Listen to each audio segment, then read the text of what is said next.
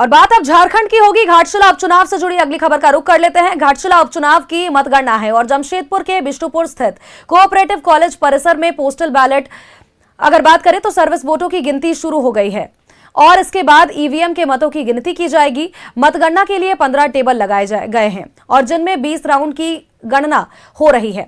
ये उम्मीद जताई जा रही है कि दोपहर को 12 बजे तक 5 राउंड की मतगणना के बाद स्थिति थोड़ी बहुत साफ होने लगेगी। मतगणना को लेकर के जिला प्रशासन ने व्यापक तैयारियां की है। सुरक्षा व्यवस्था को लेकर के 1000 से अधिक पुलिसकर्मी, पुलिस पदाधिकारी और अधिकारियों की नियुक्ति की गई है। चुनावी मैदान में कुल 13 प्रत्याशी हैं, जिसमें कि जेएमएम के सोमेश सोरेन और बीजेपी के बाबूलाल सोरेन में सीधा मुकाबला है। यानी कि ये हम जरूर कह सकते हैं कि सोरेन बनाम सोरेन में मुकाबला है। और इस खबर पर अपडेट्स के साथ हमारे सहयोगी बिपिन हमारे साथ घाटशिला से बने हुए हैं। बिपिन का एक बार रुख कर लेते हैं। बिपिन, घाटशिला उपचुनाव में इस बार मतदाताओं ने बढ़ चढ़ करके हिस्सा लिया। 75% से अधिक वोटर्स इस बार नजर आए और ऐसे में आज वो दिन आ चुका है, मतगणना शुरू हो चुकी है, पोस्टल बैलेट की गिनती सबसे पहले शुरू हुई। आप वहां पर क्या कुछ तस्वीरें देख पा रहे हैं?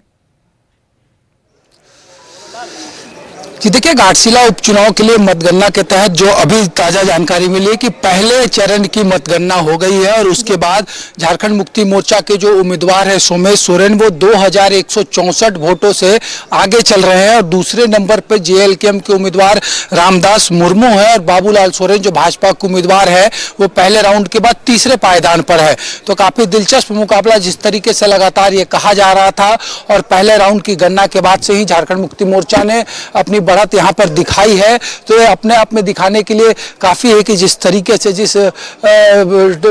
इस उपचुनाव को लेकर जो लगातार कवायद की गई थी, चारों तरफ से जो एक लड़ाई की बात आई थी इस उपचुनाव में, तो सीधी तौर पर बीजेपी और झारखंड मुक्ति मोर्चा का मुकाबला बताया जा रहा था। हालांकि 20 चरणों के मतगणना के बाद फाइनल रिजल्ट आना है, लेकिन पहले राउंड की गणना के बाद झारखंड मुक्ति मोर्चा 2164 वोटों से आगे है। झारखंड मुक्ति मोर्चा के जो उम्मीदवार हैं सोमेश सोरेन, उन्होंने पहले राउंड के बाद बढ़त बनाई है। दूसरे राउंड और पहले राउंड में दूसरे स्थान पर जेएलकेएम और बीजेपी के उम्मीदवार बाबूलाल सोरेन तीसरे स्थान पर हैं। तो काफी दिलचस्प और जिस तरीके से जो दावे लगातार चाहे वो गठबंधन की तरफ से हो या फिर बीजेपी के तरफ से हो, दोनों ने अपने अपनी जीत के दावे किए हैं।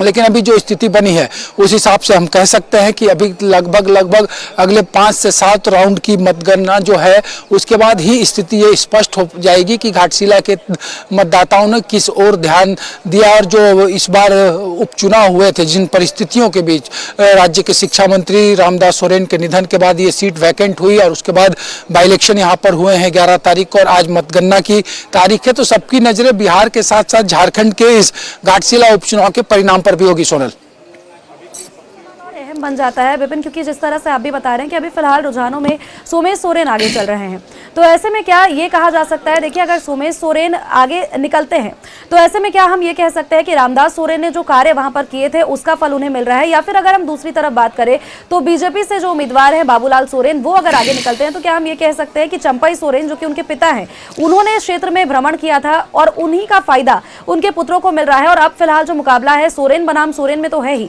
साथ ही दो बड़े बड़े दिग्गज जो नेता हैं रामदास सोरेन, जो दिवंगत रामदास सोरेन और चंपई सोरेन के बीच और इन दोनों के पुत्र के बीच जो ये मुकाबला है वो गहरा रहा है।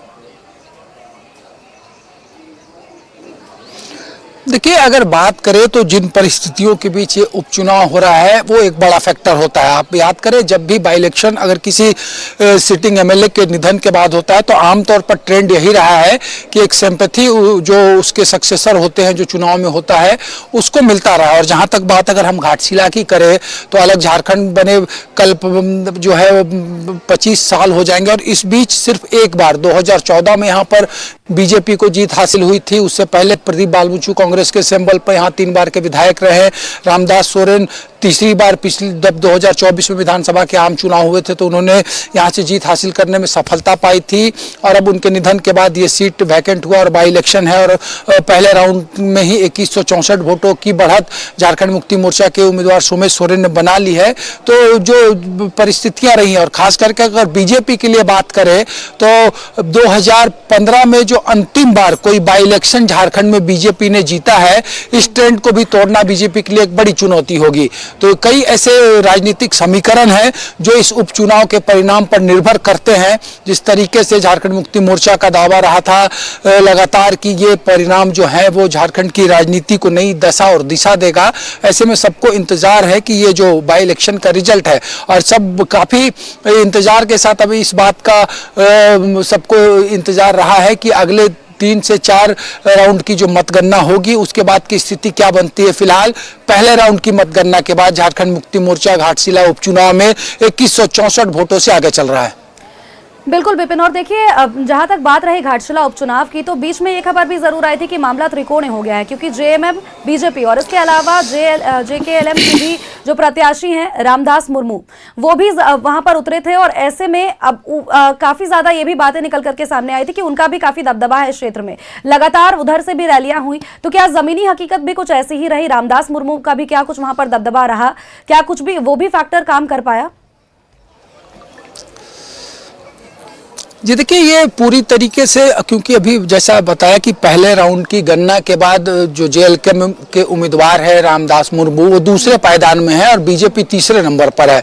तो ऐसे में इंतजार करना होगा कि 5-7 राउंड की मतगणना के बाद स्थिति क्या बनती है, क्योंकि 20 राउंड की मतगणना होनी है, 15 टेबल इसके लिए बनाए गए हैं।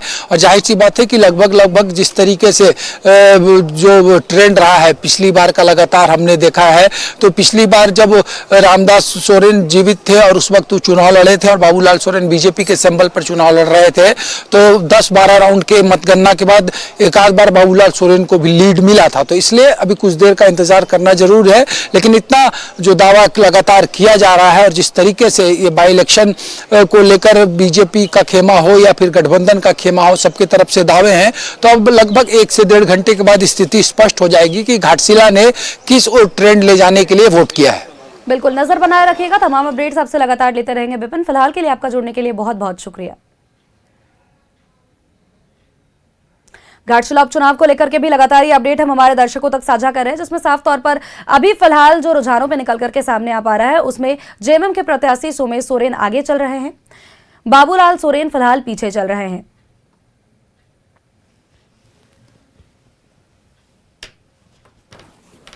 पोस्टल बैलेट की गिनती हुई और इसके बाद अगर बात करें तो पहले चरण में रुझान जो निकल करके सामने आया है उसमें सोमेश सोरेन अभी फिलहाल बढ़त बनाते हुए नजर आ रहे हैं। दूसरी ओर बाबूलाल सोरेन अभी फिलहाल पीछे चल रहे हैं।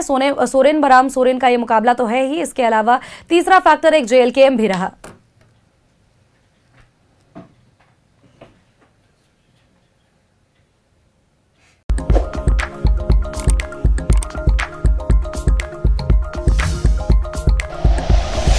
Like and share videos, subscribe करें हमारा चैनल और प्रेस करें बेल आइकॉन। न्यूज़ 11 भारत, सच है तो दिखेगा।